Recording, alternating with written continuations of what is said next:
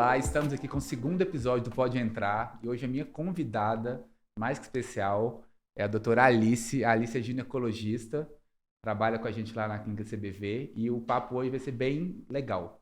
Alice, bem-vinda. Obrigada, Bruno. Então, Alice, vamos começar falando sobre o que te motiva, né? O que fez você escolher ser ginecologista? Desde sempre você quis, quando você entrou lá na faculdade? Conta pra gente um pouquinho. Bruno, o que me motiva mais na minha profissão é estar assim pertinho das pacientes, né, das mulheres, um público assim que eu gosto muito, né, de estar bem próximo e assim, acho bem legal porque eu entro na intimidade delas. Então assim, eu acabo sendo confidente das pacientes, elas se abrem assim totalmente comigo, então eu acho muito bacana isso assim, poder ajudá-las de forma assim tão íntima e tão verdadeira. O que eu acho legal é que você consegue acompanhar a mulher desde a da primeira menstruação até um pouquinho antes, né? Sim, E ela passa por toda aquela etapa reprodutiva dela, de várias questões, e até o climatério, menopausa e pós-menopausa. Então, é uma mulher assim, com multi-queixos e com múltiplas fases, né, Alice? sim, Isso é muito acontece legal. de eu tratar assim uma família inteira. Então, assim, às vezes acontece da avó indicar a neta indicar a mãe, e aí eu trato a família inteira. Eu acho interessante, assim, você conseguir. Eu fico imaginando quando vai criando muitos anos de profissão, então vai ter aquela paciente que começou com você bem novinha, e vocês vão envelhecer juntas, né? Sim, Eu acho que rola uma assim, cumplicidade e também um respeito e também uma sinergia mesmo. Alice, conta para mim, pra gente,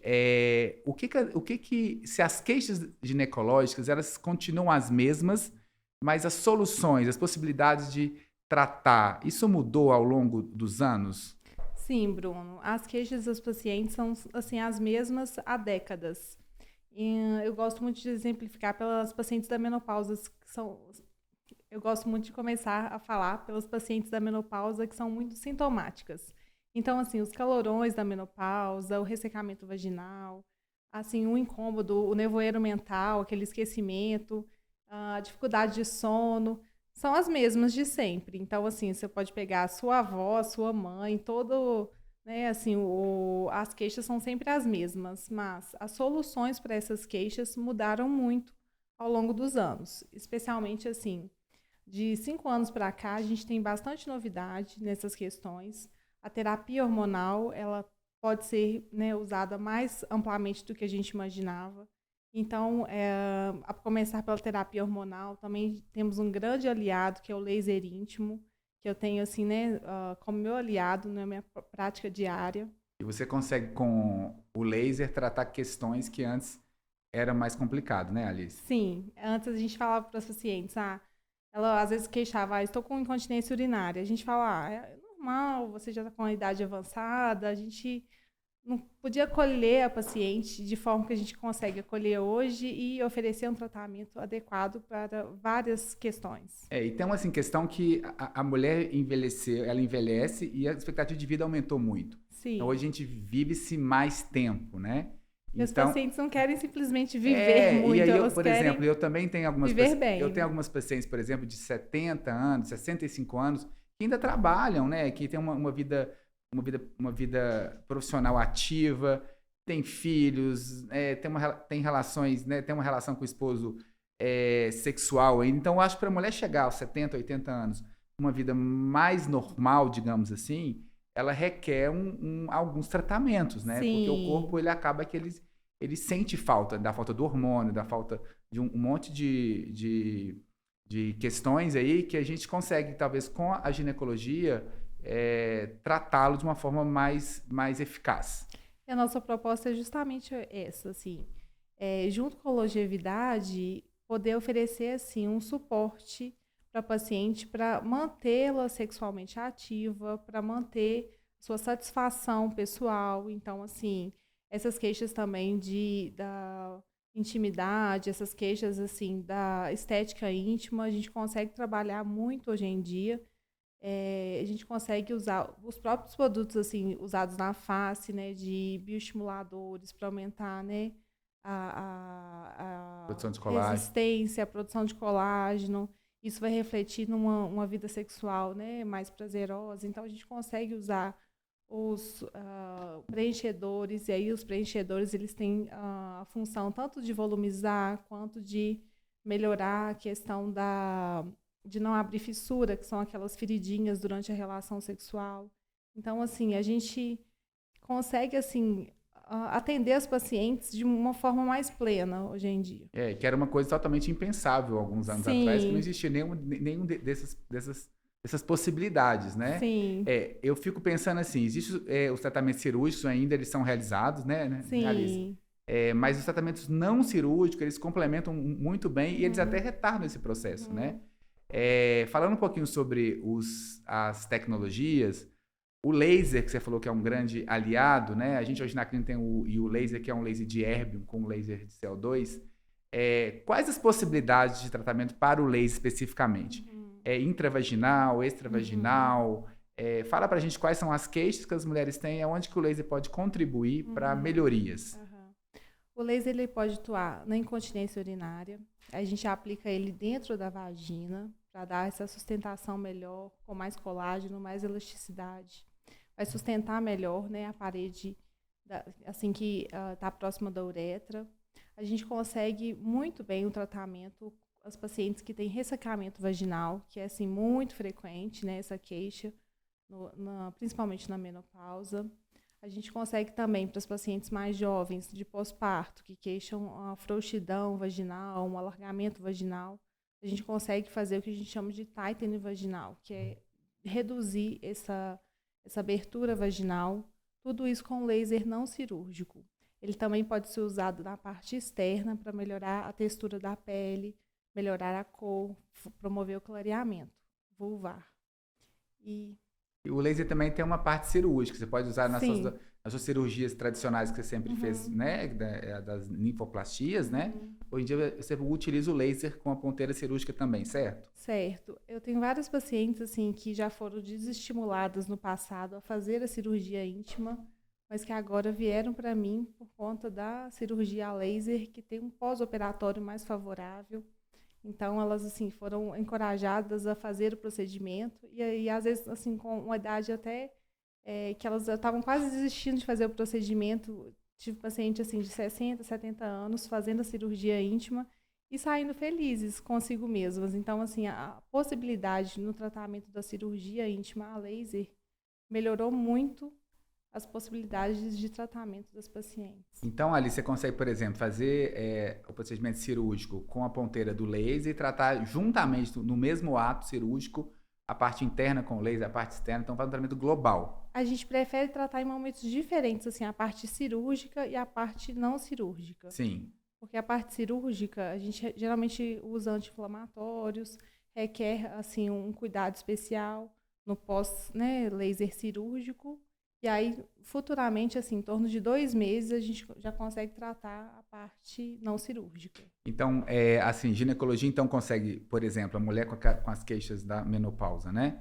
De ressecamento, você consegue associar tanto tratamentos com tecnologia, a reposição hormonal, ela auxilia bastante também quando a mulher não tem nenhuma contraindicação. Sim. Então, você consegue fazer uma associação de tratamentos para ter um resultado mais eficaz. Sim, é comum as pacientes assim precisarem de vários tratamentos juntos para. Assim como nessa dermatologia, na verdade, o paciente chega às vezes com flacidez de pele, de face, e eu falo, olha, um tratamento sozinho não vai resolver todas as suas queixas, né? Porque um procedimento vai tratar a flacidez da pele, outra forma, ultrassom vai tratar a flacidez muscular, você vai ter que repor um pouquinho de volume onde você perdeu gordura e perdeu massa óssea. E do mesmo jeito que eu entendo que a ginecologia também, você vai ter que fazer vários tratamentos combinados, né? Para ter um resultado melhor, certo? Certo. Então, Alice, uma outra dúvida que eu vejo muito é assim, o que seria a menopausa da forma, né, mais assim, clara, e o que seria o climatério, né? E se existe um tempo, né, uma média de tempo que a mulher, qual idade que ela entra nessa fase, se essa fase passa, ou se uma vez essa fase sendo instalada, ela é para sempre. Explica um pouquinho para as pessoas de casa o que é menopausa. Vamos lá, Bruno. Menopausa significa o quê? 12 meses sem ter a menstruação. Sim. Geralmente as pacientes entram na menopausa em torno de 45 a 55 anos. Então, ela é uma data fixa. Ela tem um dia certo que ela entrou na menopausa. Isso a gente vai saber retrospectivamente, depois de 12 meses sem menstruar. O climatério, ele pode se iniciar de 5 a 10 anos antes da menopausa. Que a paciente já pode começar a ter sintomas já nessa fase anterior à data da última menstruação. Então, é interessante a gente ficar atenta nos sintomas das pacientes, mais do que nos exames, que às vezes os exames laboratoriais demoram a alterar, mas a paciente já está sentindo os sintomas da menopausa. E esses sintomas seriam quais? Vamos lá, os sintomas assim principais da menopausa são os fogachos, né, assim, as ondas de calor, e com isso a insônia que vem junto, o nevoeiro mental, que é aquele esquecimento das pacientes da menopausa. Elas sentem muito também o ressecamento vaginal, a dor associada, né, por esse motivo na relação. E mais tardiamente ela vem a ter a osteopenia, a osteoporose. Então, cada fase, a fase, né, imediata, né, assim, a fase logo no início do climatério, ela vai sentir as ondas de calor principalmente, depois vem o ressecamento, essa questão genitorinária, a incontinência urinária, e mais tardiamente a questão, né, da osteopenia, da osteoporose, as doenças cardiovasculares. Tem um ponto interessante, algumas pacientes que eu perguntam assim, você tem algum sintoma da menopausa? Ela fala, não, eu não estou sentindo calor. Então, acho que por muito tempo associou-se a menopausa apenas a esses fogachos e esse calor. Sim. O paciente que passava por essa fase, eu acredito que é uma fase que passa, né? Ele achava que, como não estava tendo sintomas específicos sabidos, né? Que ele não precisaria de preocupar com esse assunto. Então, como você falou, é muito importante a questão óssea, né? Da massa óssea, que ela é perdida com a falta do estrógeno, certo? Certo. Então, eu acho que a gente, com o tempo, foi entendendo nessa fisiopatologia aí da menopausa. E então, as terapias, quando bem indicadas, elas têm um benefício muito mais amplo, né? Do que só as queixas específicas de calores, que eu acho que é o que é mais percebido pela mulher inicialmente. Sim, é mais comentado essa questão inicial. Mas depois, né, em médio e longo prazo, ela vai sofrer outros efeitos da menopausa. E aí, Alice, você começa o tratamento, então, vamos supor, uma mulher aos 35 começa com os sintomas, aos 40 anos, 40 anos, com esses sintomas que você falou. Você já começa a tratar nessa fase? O que você pode fazer nessa fase, 10 anos antes da menopausa especificamente, para ela ter menos sintomas nessa trajetória? É interessante o tratamento inicial, sim, Bruno. E aí, assim, principalmente o quê? A mudança do estilo de vida, alimentação saudável, hábitos regulares de alimentação e de sono. E a gente pode também associar os tratamentos específicos, uma terapia hormonal e, dependendo da queixa da paciente, também o uso de tecnologias associadas. Alice, uma dúvida que eu tenho é que, por exemplo, a mulher começa com os sintomas dela 10 anos antes da menopausa. E você começa a instituir algumas terapias ali de estilo de vida, de alimentação, de tecnologia, de injetáveis. E algumas pacientes você também repõe esse hormônio para ela melhorar o sintoma. Essa terapia ela pode ser feita para sempre? Ela tem uma data para acabar? Como que é feita essa escolha? Anteriormente, Bruno, a gente achava que as pacientes deveriam tratar nessa fase mais aguda, mais precoce dos sintomas. A gente tratava com terapia hormonal, depois a gente suspendia em torno dos 60 anos. Hoje a gente já vê benefício em dar continuidade ao tratamento com terapia hormonal. Claro, respeitando as contraindicações, né? Sim, aí as pacientes que têm contraindicação a gente vai evitar de usar. Agora, em relação às tecnologias, os injetáveis, com o passar do tempo, as pacientes têm ainda mais benefício em continuar o tratamento. Porque o envelhecimento ele é contínuo, né, Alice? Então, é o que eu falo com os pacientes também da dermatologia. A gente envelhece todos os dias um pouco. Então, os tratamentos que costumam gerar benefício, de estímulo de colágeno, você vai fazê-lo periodicamente também, Sim. Porque a gente, cada vez mais, as células lá que produzem colágeno, elas são mais preguiçosas, elas são mais velhas, né? Então, ela precisa de mais estímulo ali. Então, fala que tratamento nunca é demais, desde que ele seja feito da forma correta, no intervalo correto, e com o paciente com a indicação correta também, né? É interessante que logo no primeiro ano as pacientes têm que ser submetidas a mais sessões de laser, de preenchedores, de bioestimulador, e nos anos consecutivos a manutenção do laser, por exemplo, é apenas uma sessão anual. Então esse é um tratamento que é bem tranquilo assim da gente fazer essa manutenção. Como na face também, alguns tratamentos você faz anual. O estímulo de colágeno com ultrassom microfocado é anual também, né? Sim. O Inclusive estímulo... a gente pode usar também na parte Então, vulvar. vamos lá. A gente pode fazer, então, laser, né? Que são Sim. são as tecnologias. Pode fazer dos injetáveis os bioestimuladores, Isso. como Sculptra, que você faz muito Sculptra, né? Faço. O Sculptra seria injetado mais na parte externa? Como é que Na funciona? parte externa. Sim. Aí é na vulva, né? Assim, nos grandes lábios. E a gente faz também no monte púbico. Que é o bioestimulador de colágeno. Sim. A gente pode usar de tecnologia de preenchedores com ácido hialurônico, principalmente para hidratar. Hidratação e para volumizar, às vezes para produzir um contorno mais bonitinho nos grandes lábios. E falando de tecnologia ainda, a gente pode usar mais duas tecnologias. A gente pode usar tanto a radiofrequência... Radiofrequência, laser, ultraformer. Tá, o ultrassom seria usado aonde exatamente? Nos grandes lábios, nos pequenos lábios e também no monte público. Eu falo com meus pacientes, assim, tudo que você faz no rosto, você pode fazer na região genital também. Elas olham para minha cara assim um pouco assustadas às vezes, né? Porque não é todo mundo que está habituado, né? Sim. Digamos que para muitas pessoas, por mais que sejam modernas, elas ainda não sabem dessas possibilidades. E elas estão recebendo muito bem essas informações. Elas adoram, porque elas falam, gente, que bom que eu posso tratar também a parte genital. E elas vêm super agradecidas, sabe? Falam, adorei te conhecer, adorei ver seu conteúdo. Porque eu acho, Alice, que é um pouco um tabu, né?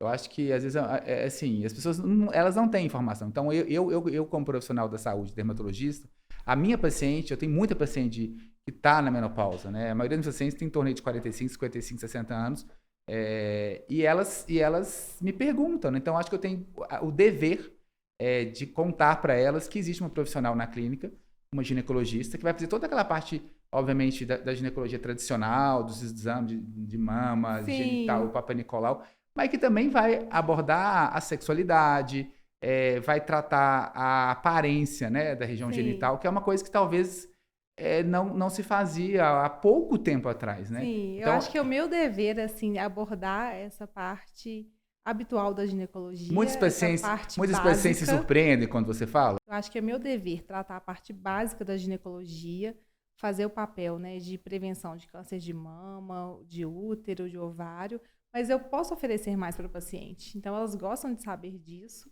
Muitas vezes elas surpreendem, né, com as possibilidades terapêuticas, mas elas abraçam, assim, com felicidade essas possibilidades, e quando elas ganham, né, o resultado, elas se enchem, assim, é muito incrível, porque as pacientes estão vivas, né? Elas estão com a vida lá, né? Ela tem um relacionamento, elas têm um trabalho, ela tem uma vida, então ela quer continuar bem, né? Sim. E de repente elas estão lá comigo fazendo um monte de coisa no rosto, no pescoço, no braço, na mão, e a parte genital, às vezes, por um bom tempo, fica esquecida ali. Sim. Então, eu acho que o seu papel é fundamental. Todas as pacientes da clínica, o que eu acho mais legal na clínica é como a gente tem uma equipe multidisciplinar, né, a gente consegue soluções para todas as queixas. Então, eu acho que você vem compor o núcleo de ginecologia como uma peça fundamental na clínica. A gente realmente faltava esse braço, né? A gente tem uma clínica hoje completa, com vários profissionais, né? Eu acho que a ginecologia ela é fundamental, né? O meu público ele é feminino, basicamente, né? As minhas pacientes, elas estão nessa idade realmente do climatério menopausa. Então, a gente tem que tratar ela globalmente. Então, acho que além do médico clínico bom, como a doutora Paula, a doutora Cristiane, a doutora Grace, que são clínicas nutrólogas, né? Eu acho que uma médica ginecologista, ela compõe bem esse arsenal, esse multidisciplinar aí para cuidar da paciente globalmente. Que bom que você está lá com a gente. Alice, cirurgia íntima é a mesma coisa de ninfoplastia, que é um termo muito usado pelos cirurgiões, né? A ninfoplastia. Mas existe quais são as possibilidades dessa cirurgia? Bruno, cirurgia íntima envolve tanto a cirurgia dos pequenos lábios, que é a ninfoplastia, envolve também a cirurgia do capuz clitoriano, que é a capusplastia. Cirurgia íntima, ela pode ser dada esse nome também para correção de prolapsos genitais, cirurgias de períneo. O nome cirurgia íntima, ele é abrangente. Sim. O que a gente faz muito a laser é o quê? A cirurgia dos pequenos lábios, que é a ninfoplastia, a laser, e a cirurgia do capuz. E antes era feito com bisturi. Sim. E hoje em dia o laser ele consegue cortar já cauterizando, seria isso? Isso, ele corta, cauteriza. Então, cirurgia com menos sangramento, recuperação mais rápida. Sim, recuperação mais rápida, menos sangramento, retorno mais imediato das atividades do dia a dia. Em relação sexual, aí teria uma abstinência um pouco menor, um tempo um pouco mais curto. Em relação à abstinência sexual, eles seriam de 30 dias. Você poder hoje em dia associar a tecnologia para fazer cirurgia, né? A parte cirúrgica da medicina evoluiu muito. Tem a robótica, enfim, tem muitas coisas acontecendo. E o laser, né, que a gente usa o laser na pele para tratar algumas condições, ser usado em cirurgias ginecológicas. Eu acho muito, muito bacana como que evoluiu, né? Bem inovador, bem tecnológico, a gente está bem animado. A clínica tem muito essa pegada tecnológica, então assim, tudo que tem tecnologia, a gente traz para a medicina, me brilha os olhos, eu sou apaixonado por tecnologia, tanto que a clínica tem um núcleo de tecnologia, né, de laser e tecnologia, que a gente tem laser para todas as nossas queixas, né? Então, por exemplo, o núcleo da doutora Roberta, que é de angiologia, ele usa uma tecnologia, que é a plataforma Shell, que é um laser para tratar varizes, que antigamente era usada de formas... Os tratamentos eram só com injetáveis, né? A Roberta faz, por exemplo, cirurgias de endolaser, né? Ela coloca uma fibra ótica dentro da veia safena e consegue tratar essa veia safena sem ser cirúrgico, né? É uma cirurgia que o paciente sai andando. Então, a ginecologia você consegue fazer cirurgias com laser. Enfim, a gente consegue tratar hoje algumas condições dermatológicas, como hemangiomas, né? Com tecnologia que faz o colapso desses vasos de uma forma eficaz. Então, realmente, a tecnologia ela pode ser usada em todas as especialidades médicas. Isso é um tema que eu adoro falar e que eu fico muito, muito feliz em poder proporcionar aos nossos pacientes na clínica todos esses tratamentos. Alice, vamos falar um pouquinho sobre métodos contraceptivos. Quais são eles? Qual o mais eficaz? DIU, hormonal, não hormonal, preservativo? Fala um pouquinho sobre as diversas possibilidades, indicações e contraindicações. Vou falar alguma coisa aqui que pouca gente sabe, Bruno, que o método reversível mais seguro que existe é o Implanon. Então, assim, ele pode até ganhar da ligadura de trompas, assim, o tanto que ele é eficaz. E o que seria o Implanon? O Implanon é um dispositivo colocado no braço, ele libera um hormônio, o etonogestrel, e ele tem uma durabilidade de 3 anos, então ele é absorvido no subcutâneo, cai na corrente sanguínea, e tem o efeito, assim, de evitar a ovulação, de evitar a subida do espermatozoide. De uma forma segura. Isso. É incrível. E, assim, a segurança dele é E os efeitos maravilhosa. colaterais da dosagem hormonal, existe? Existe. Qualquer método, ele não é isento de efeito colateral. Uma coisa frequente de se ver no Implanon é irregularidade menstrual. Cerca de 50% das mulheres param de menstruar, mas as outras, pacientes podem ter um padrão de sangramento irregular. Isso às vezes incomoda a paciente. Então, a gente tem que orientar direitinho e ver qual que é o que ela aceita melhor, assim, de efeitos colaterais. E em relação ao DIU hormonal e não hormonal, qual a diferença entre eles, de indicação, contraindicação? O DIU hormonal, ele muitas vezes leva a paciente a não ter menstruação, mas, por outro lado, às vezes dá um pouquinho de trabalho para os dermatologistas, que pode levar a ter mais frequentemente a acne, oleosidade baseado de muito pele. em qual progesterona que ele tem. Sim. Às vezes a progesterona é androgênica, né? Do DIU só existe uma progesterona no mercado, só o levonorgestrel. Que é androgênica, um pouco Sim. androgênica. Então ela pode ter mais esses efeitos de pele. E tem uma coisa que eu percebo, muitos pacientes falam assim, Bruno, eu coloquei o DIU hormonal, minha oleosidade piorou, mas depois meu organismo adaptou. Isso acontece realmente? Sim, porque no início a dosagem que ela é liberada diária ela é um pouco maior. Então, depois, com o tempo, ela vai estabilizando E aí, no final do período, né, previsto para o DIU, a taxa hormonal cai e aí ela pode voltar a E aí menstruar. tem que trocar o DIU. Qual que é a Sim. durabilidade, Alice, do DIU? A gente tem o DIU Cailina, que ele tem a durabilidade de 5 anos, e a gente tem o DIU Mirena. Ele foi formatado para durar 5 anos, mas recentemente o FDA aprovou para uso por até 8 anos. Não está ainda em bula. Se você pegar a bula do Mirena, são 5 anos de uso. E a troca ela é baseada nos sintomas ou no exame? Quando que você vai trocar um DIU? Assim, qual é o momento? A troca ela é baseada na data, mas quando a paciente se torna sintomática, ela pode ser antecipada, a Sim. troca do DIU. E o DIU não hormonal, quando ele é indicado? O DIU não hormonal são para as pacientes assim, que têm contraindicação ao hormônio ou querem, às vezes, para poder favorecer, né, a performance atlética ou para poder melhorar a questão até vascular, elas querem ficar sem hormônio. A gente opta pelo DIU não hormonal. E aí tem o DIU de cobre e o DIU de cobre com prata. E tem diferença entre eles, assim, de questão de escape, que ela fica muito que tem sangramentos. Isso é uma queixa que eu escuto no consultório. Os dois podem ter um sangramento aumentado, tanto o DIU de cobre quanto o de cobre com prata. Mas o de cobre com prata, ele foi formatado assim para ter menos efeito colateral e ele consegue, assim, muitas vezes deixar a paciente com menos sangramento menstrual e menos cólica do que o DIU com cobre.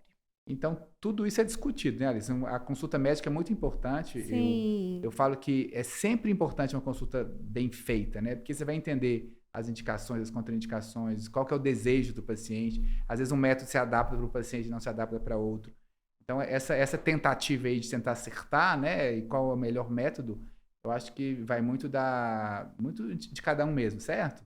certo. Eu acho bem importante essa avaliação prévia aos procedimentos, para a gente dar segurança para o paciente, para a gente, né, ter uma conversa antes das possibilidades. E hoje em dia a gente faz as escolhas todas compartilhadas com o paciente. Assim, o médico ele orienta, mas a paciente que escolhe muitas vezes, né, a questão do método contraceptivo. A gente dá todas as possibilidades, prós e contras. Eu falo que nos tratamentos dermatológicos também, a gente faz meio que um protocolo. O paciente, pela idade, pela queixa, a gente faz um protocolo e a gente fala, ó, vamos fazer por etapa, mas eu explico para o paciente, né, quais as etapas a seguir e é importante seguir as etapas, todas as etapas sequenciadas, né? Eu acho que essa comunicação clara entre o médico e o paciente, essa relação estabelecida quando tem clareza, né, e tem respeito, né, e conhecimento, claro, né?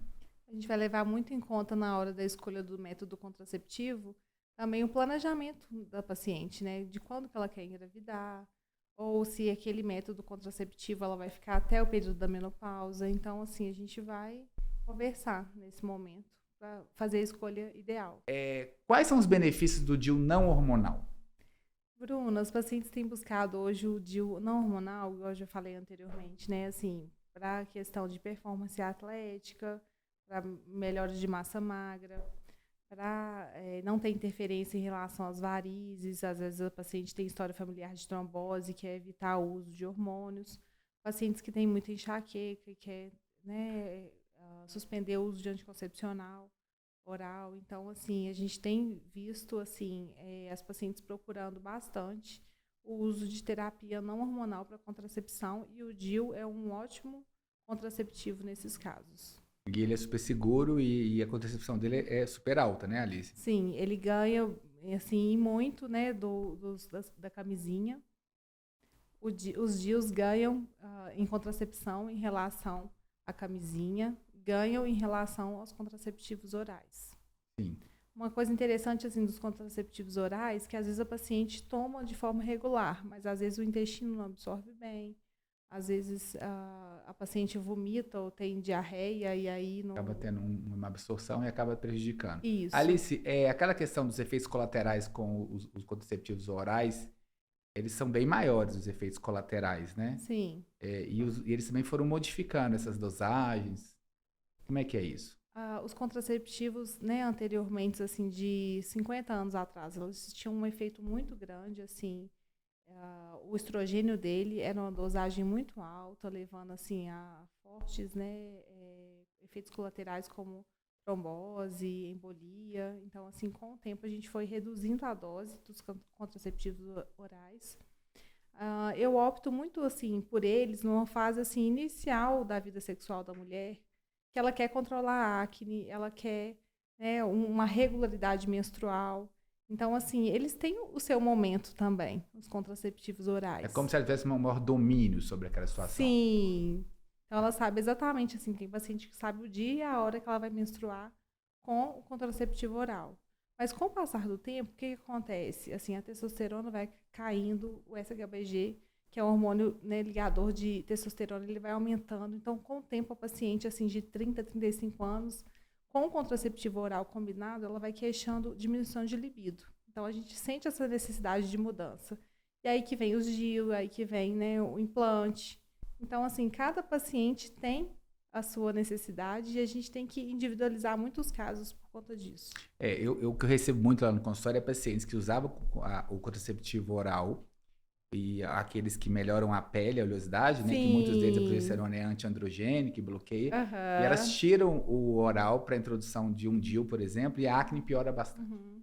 Né? Então, a gente tem, né, algumas possibilidades terapêuticas, como o uso da espironolactona, que é um antiandrogênico, as terapias tópicas também, né? Então, todo paciente, quando vai modificar o método contraceptivo, acho muito importante essa dupla aí, trabalhar junto, de dermatologista e ginecologista, porque normalmente o paciente, ele tira o anticoncepcional, a acne dele aparece, ele chega no consultório já cheio de acne. Então, se for feito concomitante, eu acredito que você consiga prevenir de uma forma mais eficaz esses efeitos colaterais. Sim. Então, é muito comum na clínica, assim, usava o contraceptivo oral X, tirou há 3 meses e a pele piorou muito, né? E aí a hora que tá em sintonia, né, Bruno? Em sintonia, né? A gente trabalhar junto. Dermatologista e ginecologista. Porque se você já entra com algumas possibilidades terapêuticas antes da troca, você evita esses efeitos, né? Sim. Que são indesejáveis. Às vezes o paciente tem acne e mancha a pele, tem que tratar com laser, com cremes, enfim. Então, é só mais uma vez reforçando a importância do tratamento multidisciplinar. E acho que a medicina tem que trabalhar dessa forma, né? Acho que um ajudando o outro e uma especialidade interfere na outra, né? Porque o corpo é um sistema único, né? Que tudo está interligado. Então, nenhum sistema trabalha sozinho. Alice, chegamos ao fim de mais um Pode Entrar, né? Obrigado pela participação. Adorei. Foi ótimo. Obrigada. Espero recebê-la aqui mais vezes. Tá bom?